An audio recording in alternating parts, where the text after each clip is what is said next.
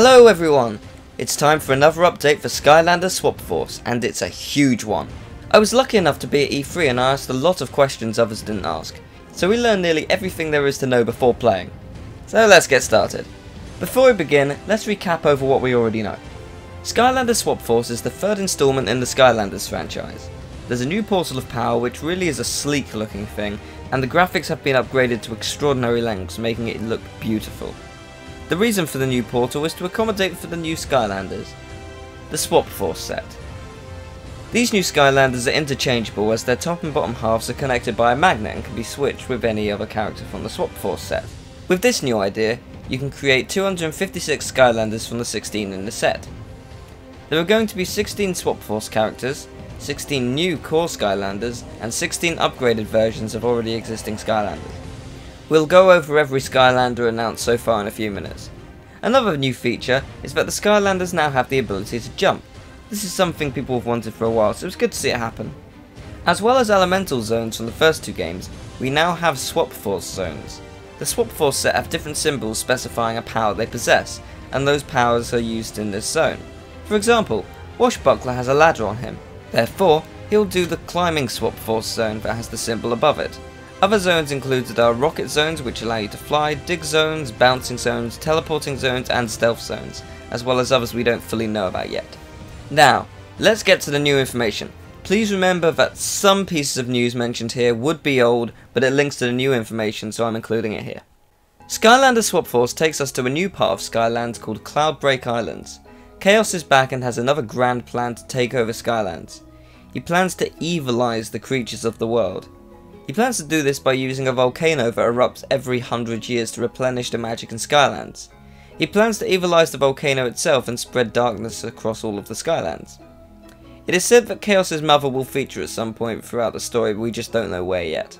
There will be 12 chapters in the game, but whilst that may sound like a small number, at least in comparison to Giants' 16 chapters or Spyro's Adventure which had 22, the levels in Swap Force are much longer than in the previous installments, so it's definitely not a shorter game. There will apparently be 2 adventure packs and 2 new battle packs, though it's said that the old level packs may not work because of the new jumping mechanic breaking the levels. But hey, at least there's 2 new level packs. Breaking news, literally this just in as I edit this, one of the adventure packs is called the Tower of Time, and there is an image right here. And that sounds pretty awesome, I'm looking forward to playing that. Since Tessa was shown off at the last press conference, people have wanted to know who she is and if Callie is gone. And whilst I didn't find out anything more about Tessa, whom I suspect is a new character from the Cloudbreak Islands, I did find out that Callie isn't prominent in this game. She does show up, but she leaves for reasons unknown at the moment. She will however appear in one of the level packs. This has been done to introduce us to new characters that we'll learn to love. Speaking of characters who I love, Persephone sadly won't be returning in Swap Force. They did however say that they rarely get rid of characters and said that she could return to the series in the future. Yay!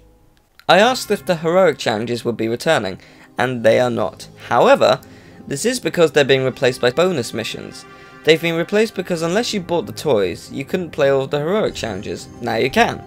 The bonus missions are much more substantial and can be unlocked by completing Swap Force zones. We don't yet know what the bonus levels consist of though. Do you want to know what the new maximum level that the Skylanders can level up to? The answer is level 20. 5 new levels than before. For those interested in buying the Wii U version, the touchpad will tell you the missions for the game, will link to the Miiverse, and tell you the stats of the Skylander or Skylanders you're currently using. This includes the overall time you've used that Skylander. They're currently coming up with ideas for the 4th installment, and they're unsure who will be developing it since they're all so busy trying to finish this one. Whilst they don't know if it links to Swap Force or a future entry in the series, they did say that they have some very exciting things in store within the world of Skylands. I guess we'll have to wait and see what they may be. I wanted to know if they had considered putting other characters from the Spyro universe in the world of Skylands. They have considered it, but gameplay comes first. The characters wouldn't necessarily fit without radically changing the characters. They didn't say this, but this doesn't mean that some other characters wouldn't work. We may still see someone else return, but only time will tell. We know that the Skylanders are now able to jump, but are the dragons able to glide? Sadly, no. As well as Iron Jaw Gulch, there's a new forest level and a new ice level that was revealed, and they certainly look stunning. We've finally seen a new puzzle minigame for Swap Force, and how it works is you switch between 2 cubes, and you have to reunite them. It looks and feels pretty fun if you ask me. There's also new ways to unlock treasure, such as looking for a seeker scope, seeing a guy and getting the hidden treasure. Simple. There are also new collectibles called monkey totems.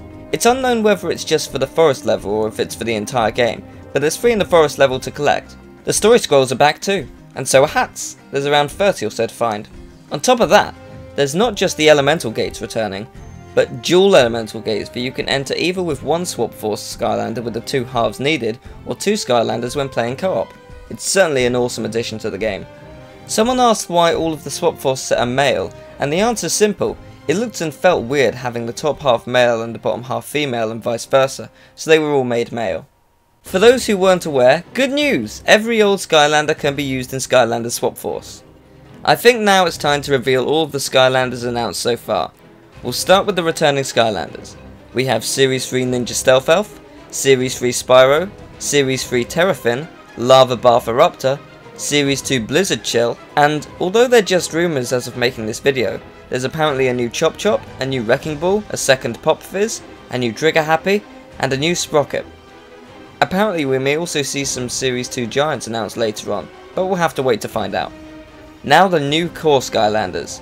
We have Light Core Starstrike, Roller Brawl, Light Core Grim Creeper, Countdown, Frino, and there are 3 that haven't officially been announced yet, but they are apparently called Spyrise, Pop Fawn, and finally Riptide. That's half of our new core Skylanders already. And finally the Swap Force set. We have Washbuckler, Blast Zone, Magna Charge, Freeze Blade, Free Ranger, Stink Bomb, Night Shift, Hoot Loop, Rattle Shake, Firecracken, and finally Gorilla Driller. That's 11 out of our 16 Swap Force set. If you go to the Skylanders Swap Force playlist on my channel, you can see gameplay of a lot of these characters. You can also see the dual elemental zone, Washbuckler's Swap Force zone, the new puzzle, and what new moves the Skylanders have. The playlist will also be in the description. The Swap Force set has 2 upgrade paths. Whilst the core Skylanders has a single upgrade path, for the Swap Force set, the top and bottom half will have their own upgrade paths, and they're both unique. The character data such as nickname and level ups are only on the top half, so if you want to level up a specific character, use the top half. They are uncertain of just how many of the Skylanders will be released on launch, but they think there will be at least 8 of the Swap Force set available, 1 for each of the Swap Force zones. However, this isn't definite, nor is it definite that there are 8 Swap Force zones, I'm just guessing. The game's confirmed to come out on all current and next gen consoles. It's coming to the Wii, PS3, Xbox 360, Wii U, PS4, Xbox One and 3DS. The starter packs have also been announced. The console versions will have the new Portal, Washbuckler, Blast Zone, and Series 3 Ninja Stealth Elf. Stealth Elf will have a new WoW power ability based on her new ninja form. The handheld 3DS version will contain the Portal, Rattle Shake, Free Ranger, and a different version of Lava Bartha, Volcanic Eruptor. Speaking of the 3DS version, the differences for that will be that it has a different story, different levels, different collectibles, as well as many other differences that I'm sure will be announced soon. The release date for Skylanders Swap Force is 13th of October for America, 16th of October for Australia, and 18th of October for United Kingdom. We might be finding out more information at Gamescom and Comic Con, however, character reveals will be steadily announced until release. That's everything for now. This is probably the last big update until the release. If this is the case, I'll see you for the 100% Let's Play of Skylanders Swap Force. Don't forget to subscribe if you found this video helpful, or if you want to hear news or see some Let's Plays or some reviews. Anyway, have an amazing day.